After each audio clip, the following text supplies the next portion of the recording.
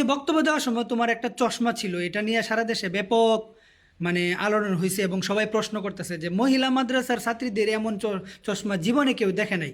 তুমি সেই চশমা পাইলা কোথায়? এই চশমাটা দিছিল সাংবাদিকই আমাকে দিয়েছিল। সাংবাদিক দিছিল? জি। আমার বাসার ছাদের উপরে নিয়ে তারা কি ষড়যন্ত্র করছে, কি মিথ্যা কথা, এটার ভিতরে তিনটা ঢুকাইছে, ঢুকায় হেন বক্তব্য দিছে। আমাকে জোর প্রয়োগ করা হয়েছে সোহানার মা, সোহানার বাবা এবং সোহানা। তারা জি। তোমাকে কি বলছে? যা সত্য তাই বলবা।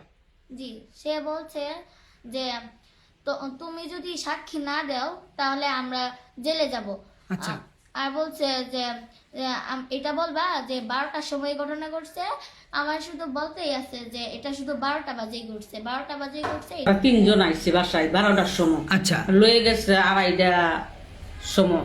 12টার সময় আসছে, 2:30টার সময় নিয়ে গেছে। 2:30টার সময় লয়ে।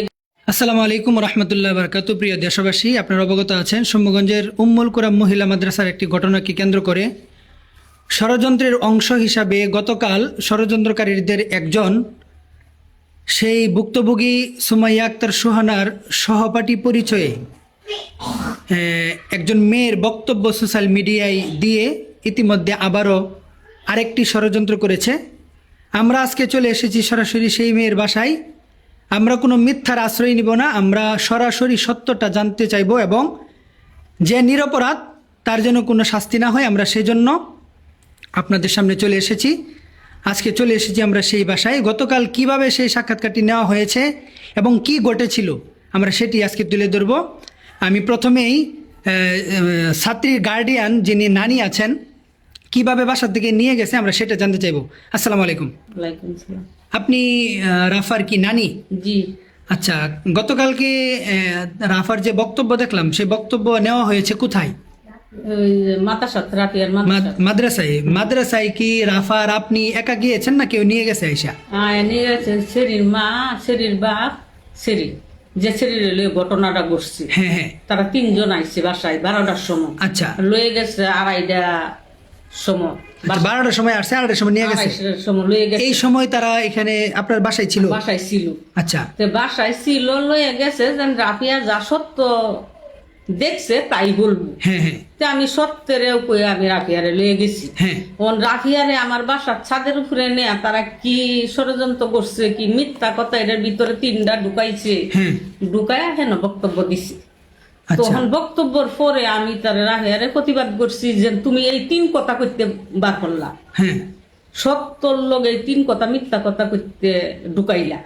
পরে আমারে সেরির মা সেরি আমারে কইছে এক লগে মাদ্রাসাত পরে তার খাতিরে যে না আমার তুই বাঁচাইস, মিথ্যা কথা যদি একটু আড্ডু না করতে কেস এটা কইতো না। না। আচ্ছা, মানে আপনি রাফারে নিয়ে আমাদের সাই গেছেন? জি। আচ্ছা, এখন আমরা একটু এভাবে নিয়ে গেছেন না? আচ্ছা, এখন তোমার কাছে যে জানতে চাইবো, তুমি যে গতকালকে বক্তব্য দিছো, যে বক্তব্য যে তুমি দিলা ওটা কি তোমার নিজের বক্তব্য, তুমি দেখছো সত্য এমন কিছু না? তোমাকে কেউ শিখাইয়া দিছে বা তোমাকে কেউ জোর প্রয়োগ করছে?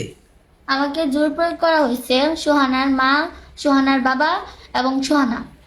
তারা? জি। তোমাকে কি বলছে? যা সত্য তাই বলবা। জি, সে বলছে যে তুমি যদি সাক্ষী না দাও তাহলে আমরা জেলে যাব। আচ্ছা। আর বলছে যে এটা বলবা যে 12টার সময় ঘটনা ঘটছে। আমার শুধু বলতেই আছে যে এটা শুধু 12টা বাজেই ঘটছে, 12টা বাজেই ঘটছে, এটাই বলবা। আর বলছে যে ধাক্কা মেরে ফালাই দিছে বিছানার মধ্যে, এটাই বলছে আমাকে। এটা তোমার শিখাই দিছে? জি। আচ্ছা, তুমি যে বক্তব্য দেওয়ার সময় তোমার একটা চশমা ছিল, এটা নিয়ে সারা দেশে ব্যাপক আলোড়ন হয়েছে এবং সবাই প্রশ্ন করতেছে যে মহিলা মাদ্রাসার ছাত্রীদের এমন চশমা জীবনে কেউ দেখে নাই। তুমি সেই চশমা পাইলা কোথায়?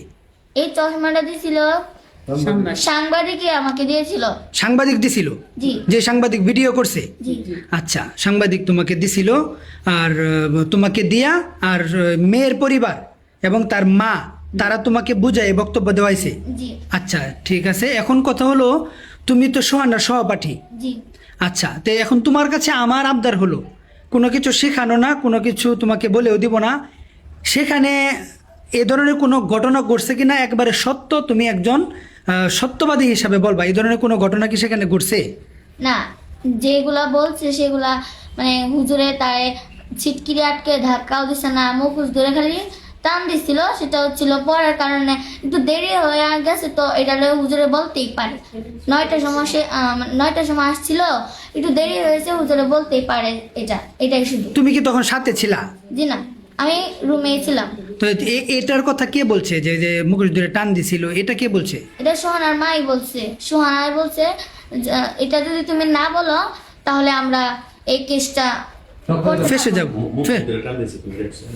না দেখছেন, এটা তো বললই।